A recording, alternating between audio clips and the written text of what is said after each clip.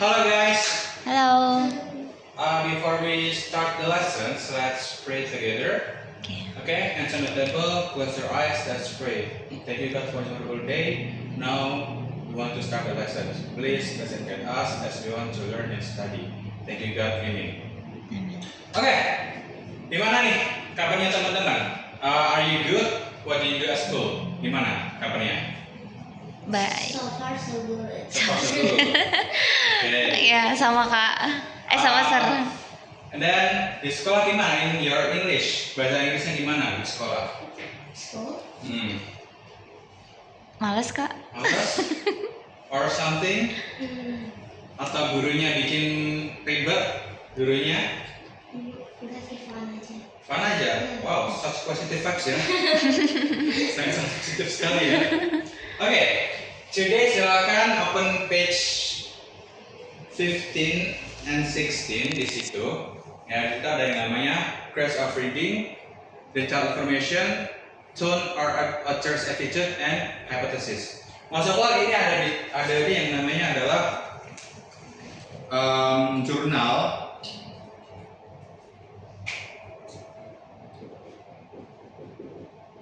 jurnal ilmiah or report text. Oke ya. Nah, the first one-nya adalah Curse of Reading.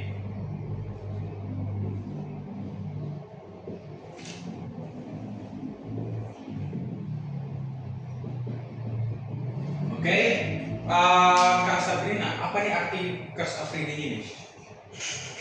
Pembelajaran membaca. Pembelajaran membaca. Kali ini Sama. sama. Oke.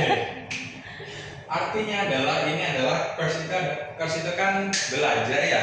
Iya. Reading itu membaca, berarti itu adalah Belajar membaca. pembelajaran membaca. Atau how to read ya, in simple way-nya ada.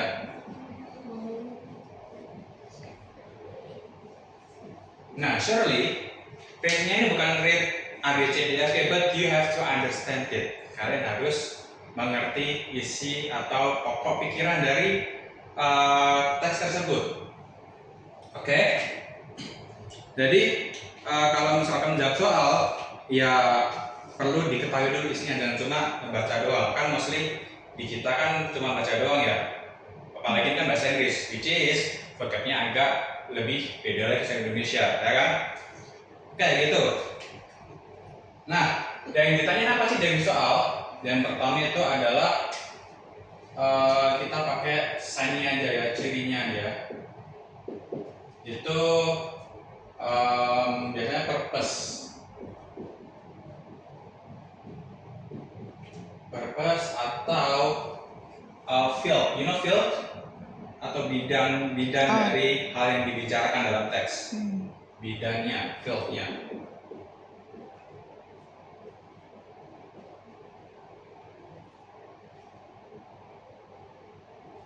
Bidangnya. Nah, bidangnya ada apa aja? Contohnya ada di soal ini nanti ada yang namanya ciri-ciri dari soalnya adalah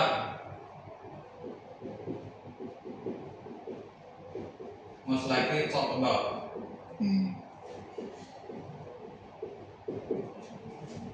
Yang biasanya paling banyak dibicarakan.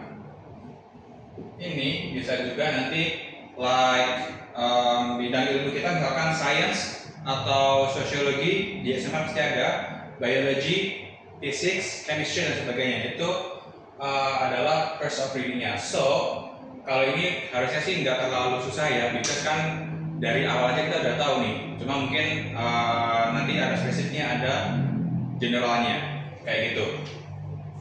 Dan number 2 itu adalah detailed information.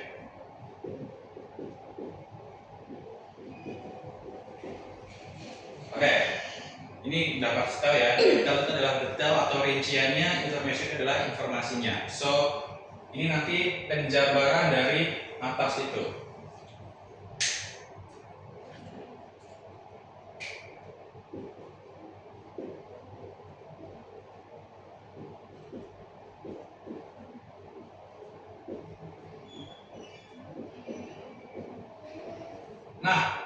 Detail mention itu ada dua.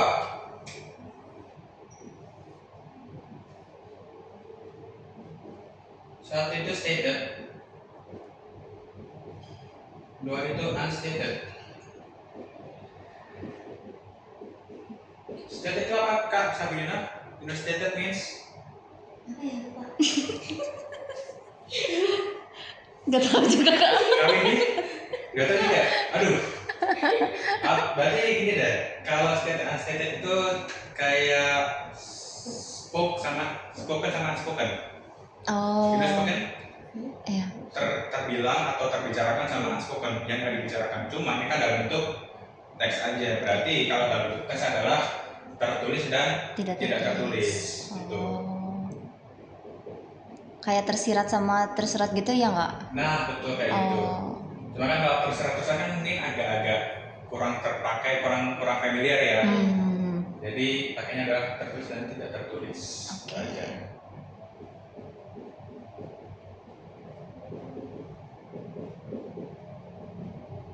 Nah, for tertulisnya ini udah pasti jelas ada di teksnya, udah pasti.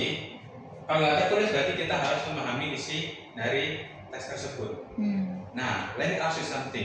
Kira-kira nih, udah pernah nyoba soal atau baca-baca buku belum yang tentang research kayak gini? Sebenarnya udah pernah baca buku. Tentang apa sih? Bahasa Inggris tentang research atau report text tentang news something. Pernah sih, tapi udah lama. Udah lama. Kali ini? Pernah. Pernah. Iya. Nah, terus pasti kan kalian udah dapat ya. Oh, kira-kira ini ngomongin tentang ini nih. Misalkan tentang banjir. Efeknya apa sih? Terus penyebabnya apa sih kayak gitu kan? Dan itu nanti ada di sini sama sini. Kayak. Nah, terus strateginya adalah itu, woi, tulis di mana ya? Berarti sini aja deh. Nah, buat menjawabnya itu adalah sinonim. Sinonim? Iya, persamaan. Persamaan kata ya. Nah, balik lagi. Vocabulary-nya, sinonim contohnya adalah angry, mad, upset, then else. Terus apa lagi? Hungry, starve, itu kan sama, berarti sinonimnya. Berarti kalian harus menemukan sinonim dari topik yang dibicarakan tadi. Oke ya. Terus yang kedua ada, nah, scanning. Ini yang paling penting nih, scanning. Scanning ini adalah membaca cepat. Jadi ya kita di kebiasaan lagi baca-baca buku bahasa Inggrisnya biar terlatih baca cepat. Otomatis kan kalau kita jarang banget kan pasti terbata-bata ya. Contohnya adalah di soal ini tuh in addition to negative and supportive environment itu kan lebih cepat. Tapi kalau kita nggak biasa ya bakalan agak lama. Terus habis itu keyword-keywordnya juga harus dipahami juga keywordnya.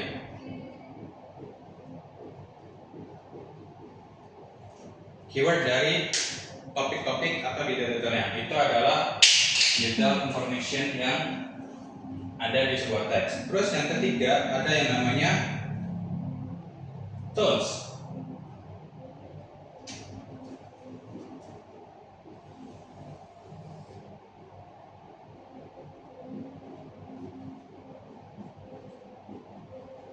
Tone, apa itu tone? Apa itu tone? Enggak tahu. Aku tahu tapi enggak. Iya, apa Indonesia, apa bahasa Indonesia? Apa? Nada. Intonasi. Betul. Kalau apa namanya? Kalau secara lisan ya. But kalau in text, or we can always say vibes. You know vibes? Ya, atau vibes atau aura dari sebuah teks. Ini bakal agak abstrak ya, tapi itu yang I think lebih cocok, aura dari sebuah teks. Misalkan si penulis ini apakah agak sinis atau penulis ini agak semangat atau kritisan banget dan sebagainya. Vibes from author. Berarti ini adalah kecenderungan author atau kecenderungan dari penulis dalam memberikan cerita.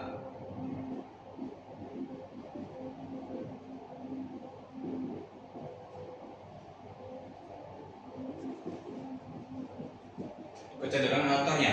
Nah, di situ bisa kalian lihat di buku itu ya ada yang namanya berapa ini, banyak banget soalnya. Nah, terus gimana cara mengerjakannya? Yang pertama adalah you can analyze it from three main tone. 3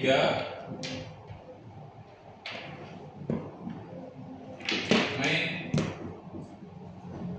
vibes. Kita udah pasti ngerti ya. Yang pertama adalah positif.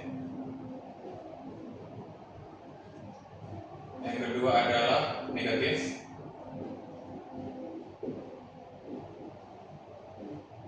Yang ketiga adalah neutral. Nah, yang positif apa aja di situ? From this, ini actually more like beberapa sampel ya, karena tentunya ada banyak banget. Cuma yang di buku ada beberapa contohnya ya. Jadi nanti kalau kalian search di Google itu masih banyak lagi contoh-contohnya. Yang positif itu ada yang namanya appreciative.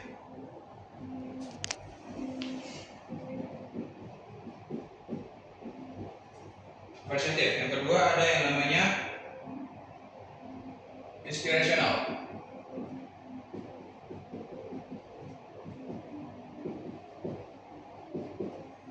Yang ketiga optimistic.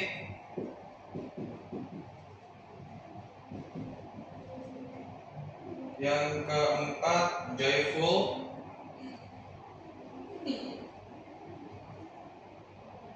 Terus empathetic.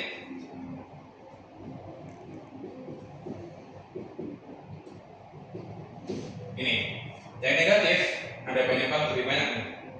Agresif,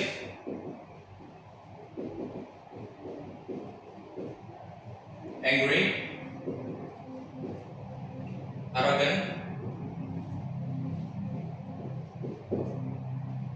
critical, cynical, terus judgmental,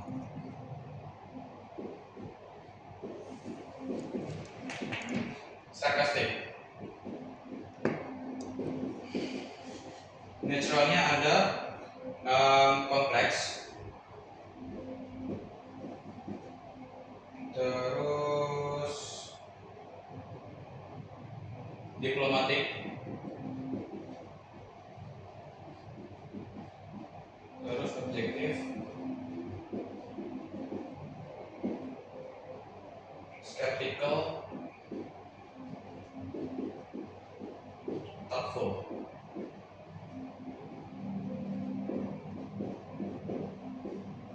Oke, dari tiga ini udah ngerti belum semuanya arti-artinya? Kak Sabra udah ngerti semuanya artinya?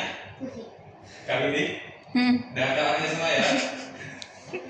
Because ya ini beberapa contohnya aja, nanti ada lagi yang lainnya. Nah yang pertama adalah dibagi dulu strateginya.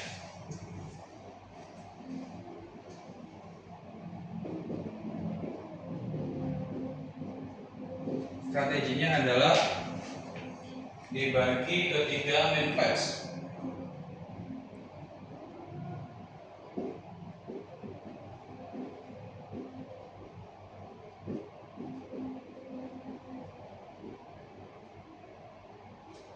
Terus habis itu pakai diksi. Diksi pemilihan kata itu sangat bergantung pada ininya, apakah diksi yang diberikan itu ada menghina atau negatif atau yang inspirational atau memotivasi dan sebagainya, pasti kan tidak. Terus yang ketiga ada structure. Terus kalimatnya gimana, apakah runut, ilmiah atau berantakan banget, chaos ya. Terus Detailnya gimana? Detailnya, apakah detail itu lebih detail? Kalau lebih detail berarti dia mostly wasit netral. Kalau terbata-bata atau singkat-singkat dia kemungkinan negatif atau lagi marah-marah atau something like that. Kayak gitu. Oke, terus any question for these two and these three? Jelas semua? Next, number 4 itu hypothesis.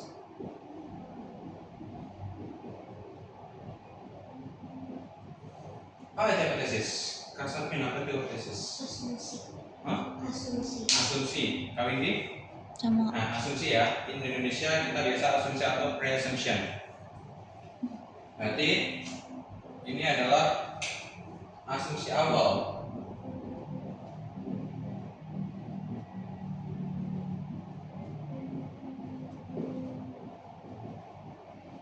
Sebelum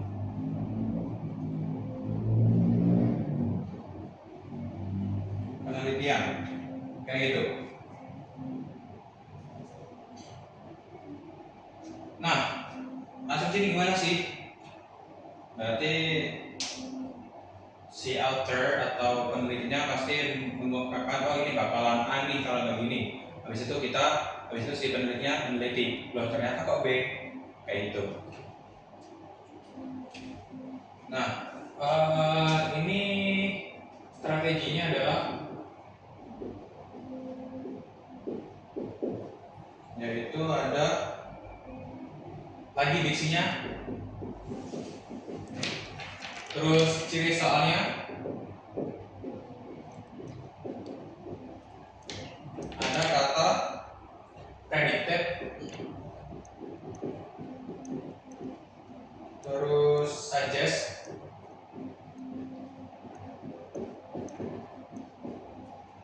terus biasanya pakai modals. You know modals? Modals bukan modal duit ya. Modals itu pembantu verb. We always use like may, might, could untuk menyatakan kemungkinan. May, might, could. Mereka sama-sama berarti mungkin. Nah, this is pakai hypothesis. From this four, any questions? No. Ada jelas semuanya? Clean, kalau clean kita coba satu deh ya. Yang satu.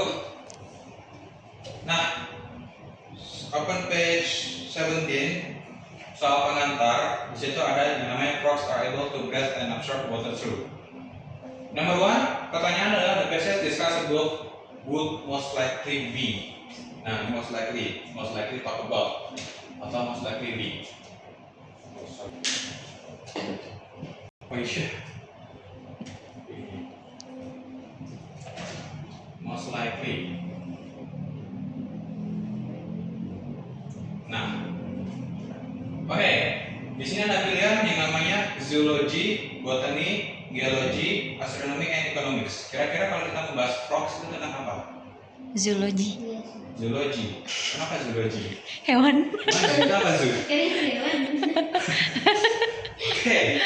Kan juga tidak astronomi bisa. Emang astronomi itu apa astronomi? Ini planet. Planet. Emang iya. Tanah surya. Terus kenapa ada botani? Botani tanaman. Iya. Kok tanaman? Oh gitu tak? Iya. Kayaknya. Kali. Oke ya, pembahasan soal. Frogs kan tadi kak? Iya, pembahasan frogs. Frogs kan katak ya? Katak. Oke. Ini cirinya ada di materi Curse of Reading.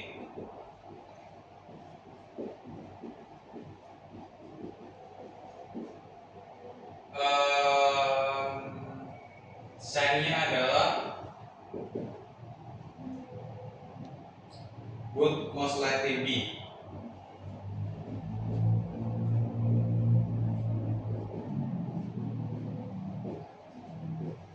Nah, karena di situ tentang frogs, otomatis itu tentang Hewan. hewan. Nah, hewan in English bisa sebagai zoology. Bener ya? Ya. Zoology. That's why the answer is Oke. kayak ini. Nah, itu adalah first of reading. Jadi dari ini kan udah jelas banget kan, nggak perlu kita baca langsung dari awal sampai akhir, udah ketawa nih pasti zoology kayak gitu. Terus yang kedua deh, coba yang nomor 2 deh. Explain. Ada kata explain-nya. Nah, kalau ada kata explain kira-kira yang mana nih? 1, 2, 3, 4. Dua. Yang mana kira-kira cirinya? Kawini 2, Dua. Sabrina 2. Nah, benar. Berarti little information.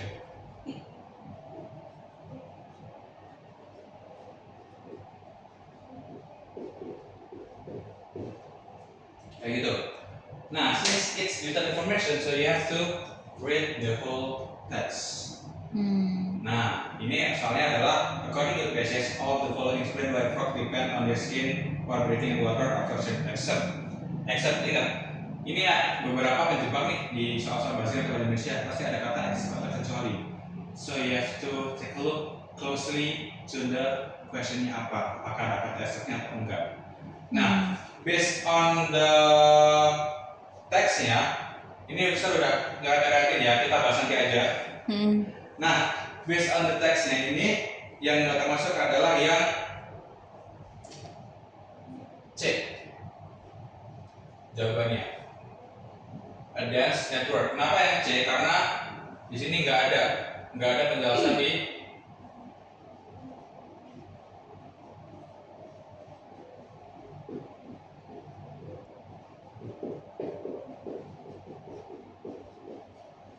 teksnya.